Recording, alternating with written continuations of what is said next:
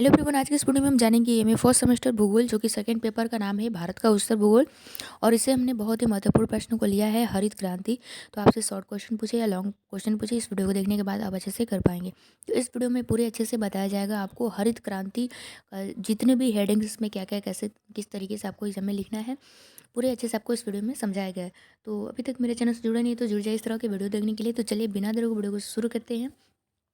तो इसमें प्रश्न देखिए किस तरीके से पूछ सकता है कि भारत में हरित क्रांति पर एक निबंध लिखिए, या कहे कि भारत में हरित क्रांति की उपलब्धियों एवं उसके प्रतिकूल प्रभावों की विवेचना कीजिए, या भारत में हरित क्रांति के पारिस्थितिकी प्रभावों का विश्लेषण कीजिए। ठीक है, यानी कि हरित क्रांति को लेकर आपसे किसी भी टाइप के प्रश्न जो है उसको घुमा के पूछे, आपको यही आंसर लिखना है। ठीक है, उसमें केवल हरित क्रांति होना चाहिए। ठीक है, ये सब हरित क्रांति होना चाहिए। तो आपको सारे सारे जितने भी प्रश्न बनेंगे सब में यही प्रश्न लिखना है जो मैं इस वीडियो में बताने वाली हूँ। तो चलिए बताते हैं।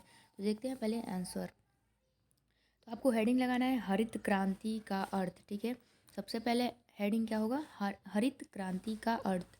देखिए, हरित क्रांति लाया क्यों गया? जब भारत में जब कृषि जो भारत की जो कृषि है वो अच्छी नहीं हो रही थी, मतलब जो पैदावार है वो बहुत कम हो रही थी। तो ये जो भारत में कृषि विकास के इतिहास में जो सबसे महत्वपूर्ण कदम चतुर्थ योजना के प्रारंभ में जब हरित क्रांति का नाम आया, उसको लाया गया। उसके बाद क्या हुआ, देखा गया कि जो खदानों में जो उत्पादन है वो अचानक से मतलब जो है गति उसमें बढ़ने लगी। और लोगों में ये आश्चर्यजनक भी हो गया था कि इस क्रांति को लाने के बाद उत्पादन काफ़ी बढ़ गया है।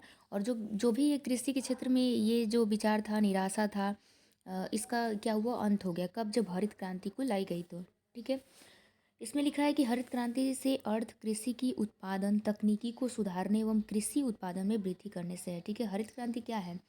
ठीक है, तो ये क्या है कि कृषि के उत्पादन, जो भी तकनीकें हैं कृषि करने में, टेक्नोलॉजी है, उसको सुधारने और कृषि में जो उत्पादन है उसमें वृद्धि करना है ना, यही क्या है, हरित क्रांति है। इस प्रकार हरित क्रांति में मुख्य रूप से दो बातें आती हुई है। पहला, एक तो उत्पादन तकनीकी में सुधार। ठीक है, उत्पादन तकनीकी में सुधार होना चाहिए।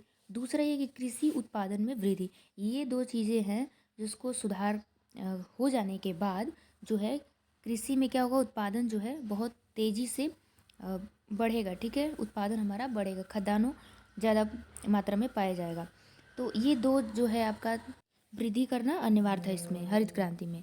उत्पादन तकनीक में सुधार जो मतलब कि हल के स्थान पर जैसे कि ट्रैक्टर से जुताई करना है ना, मानसून पर कोई निर्भर रहता है कि मानसून बनेगा, बारिश होगा, तो इन सब को छोड़ के ट्यूबवेल से सिंचाई की व्यवस्था करना, उपज को जानवरों को पैरों से अलग ना करके थ्रेसर मशीन का उपयोग करें।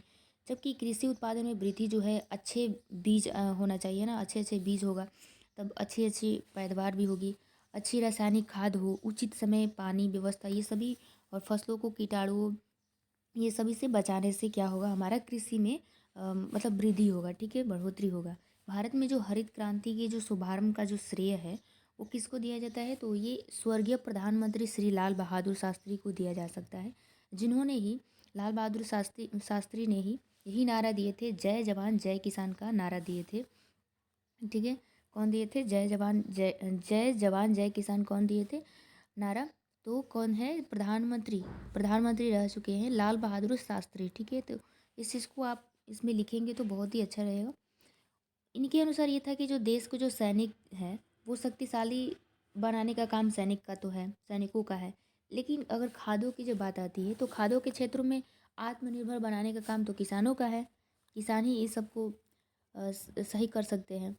हरित क्रांति की जो हरित क्रांति के बाद जब क्या हुआ कि देश में जो खदानों के उत्पादन में जो देखा गया कि बहुत तेज़ी से वृद्धि हुई है। 1966 के बाद भी देश में जो चावल, गेहूँ, ज्वार, मक्का, ये सब वजह जो है, सभी प्रकार के खदानों का उत्पादन बढ़ा। लेकिन सबसे अधिक वृद्धि जो है, वृद्धि देखा जाए तो गेहूँ के उत्पादन में हुई, इसलिए इसे गेहूँ क्रांति भी कहा जाता है। ठीक है, तो हम लोगों ने जान लिया हरित क्रांति का अर्थ क्या है ना, इसको क्यों लाया गया, ये सब आपने जान लिया। अब नेक्स्ट हेडिंग डालना है आपको, हरित क्रांति की विशेषताएं। ठीक है, इसकी विशेषताएं क्या क्या है भाई?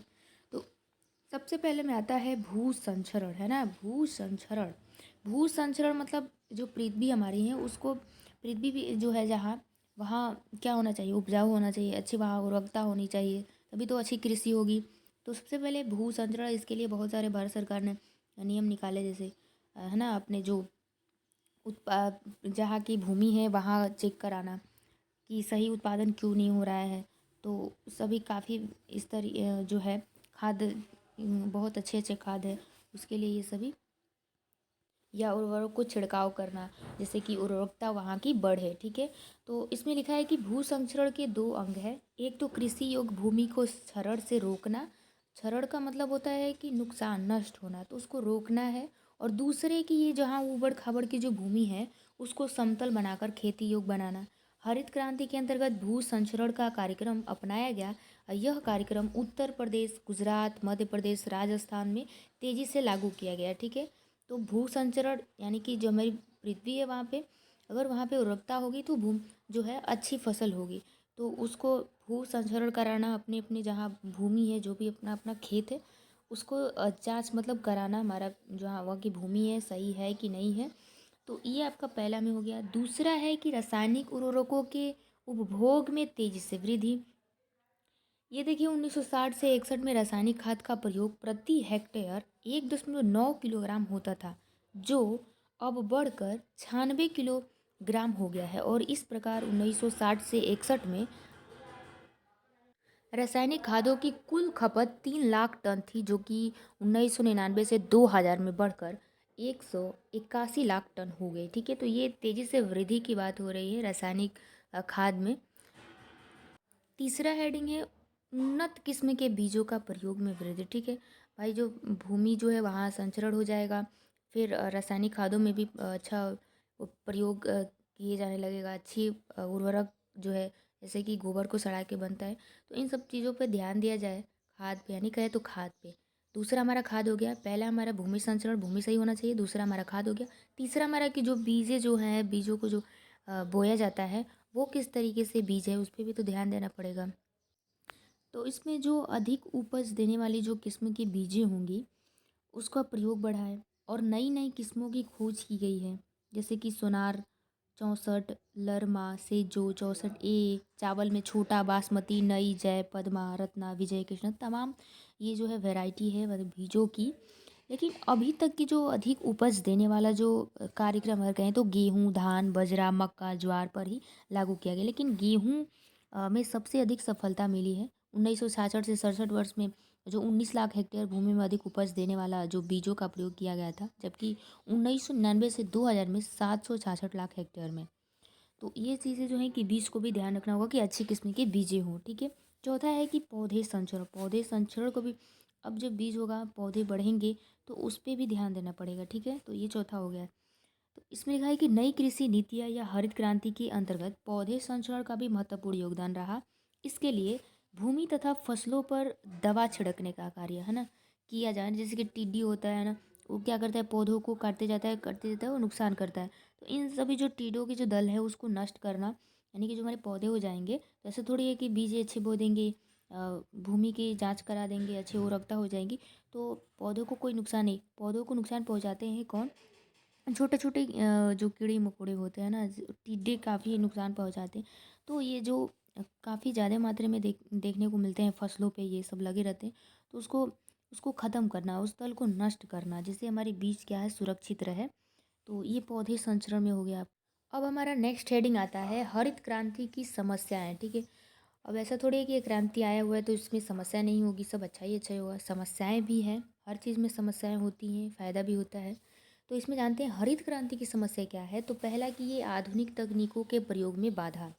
ठीक है, जो आधुनिक तकनीकों के जो प्रयोग में बाधा, देखते हैं क्या बाधा है। तो लगभग भारतीय कृषकों के पास छोटी छोटी जोतें हैं, इस तरह वो आधुनिक साधनों को अपनी खेती पर काम करने में नहीं ला सकते, और कृषक हरित क्रांति के लाभों से वंचित रह गए हैं।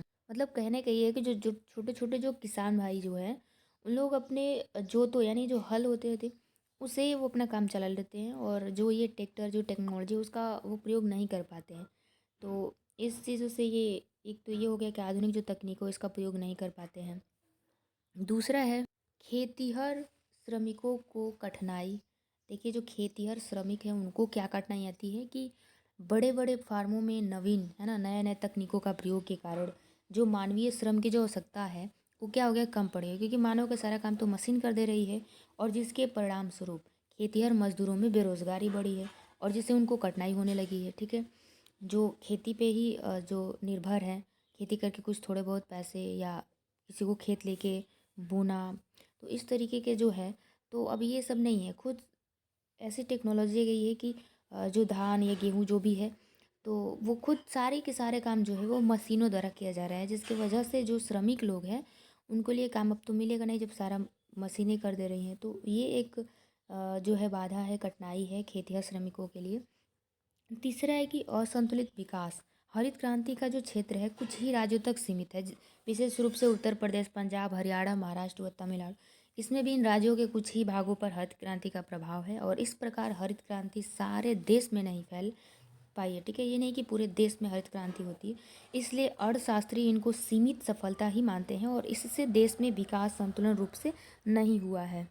अच्छा, चौथा देखते हैं। चौथा कह रहा है कि प्रभाव कुछ फसलों तक ही सीमित है ना। प्रभाव जो है वो केवल कुछ ही फसलों तक सीमित है। जैसे देखते हैं हरित क्रांति कुछ फसलों जैसे कि गेहूँ हो गया, ज्वार, बाजरा, ही इन सबको ही बढ़ावा देता है, सीमित है। और ये अन्य फसलों तक का इसका कोई प्रभाव नहीं पड़ा। और यहाँ तक कि जो चावल भी है इससे बहुत ही कम प्रभावित हुआ है हरित क्रांति से।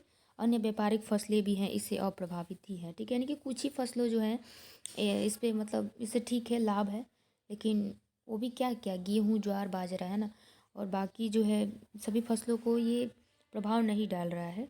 तो इस तरीके से इसको कहा गया है कि प्रभाव कुछ फसलों तक ही सीमित है। तो चलिए एक बार फिर से रिवीजन कर लेते हैं। हरित क्रांति का अर्थ, सबसे पहले आपका हेडिंग डालना है हरित क्रांति का अर्थ। ठीक है, इसमें आपका जो दो चीज़ों पे सुधार देना है, जिसपे उत्पादन की तकनीकी जो भी है उस पर सुधार और कृषि उत्पादन में वृद्धि। ठीक है, उसके बाद आपका है हरित क्रांति की विशेषता। नेक्स्ट हमारा हेडिंग है, इसमें आपको भू संचरण यानी कि हमारी पृथ्वी जो भी भूमि है उसको जांच कराना। और दूसरा ये कि जो भी हम रासायनिक उर्वरक का प्रयोग करते हैं उसमें तेज़ी से वृद्धि लाना है ना। तीसरा ये है कि उन्नत किस्म के बीज, अच्छी किस्मों के बीजों का पैदावार जो है अच्छी फसल देगी। तो ये हो गया आपका। उसके बाद है आपका पौधे संचरण है ना। पौधे जो हमारे हो जाते हैं बड़े, तो उसमें देखें कि जो है कीटाणु नहीं, सॉरी, कीट होते हैं जो, वो उसको नुकसान ना पहुंचाए, तो उसके लिए भी उपाय करें। और उसके बाद नेक्स्ट हेडिंग आपका है हरित क्रांति की समस्याएं। तो हरित क्रांति की समस्याएं जो है इसमें आधुनिक तकनीकों के प्रयोग से बाधा है और खेतिहर श्रमिकों में को कठिनाई है। तीसरा है असंतुलन विकास है। चौथा है प्रभाव को कुछ फसलों तक सीमित है। ठीक है, तो उम्मीद करते हैं आज का वीडियो बहुत ही पसंद आएगा और ये जो हरित क्रांति जो है आपको अगर एग्जाम में क्वेश्चन आता है तो अच्छे से कर पाओगे। तो चलिए मिलते हैं नेक्स्ट वीडियो में, तब तक के लिए जय हिंद।